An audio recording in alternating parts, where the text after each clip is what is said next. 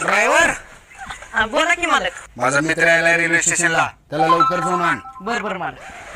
मालक पेट्रोल टाकायचं गाडीमध्ये, टाकी फुल करायचे, तेवढं पैसे दिला असतं तर.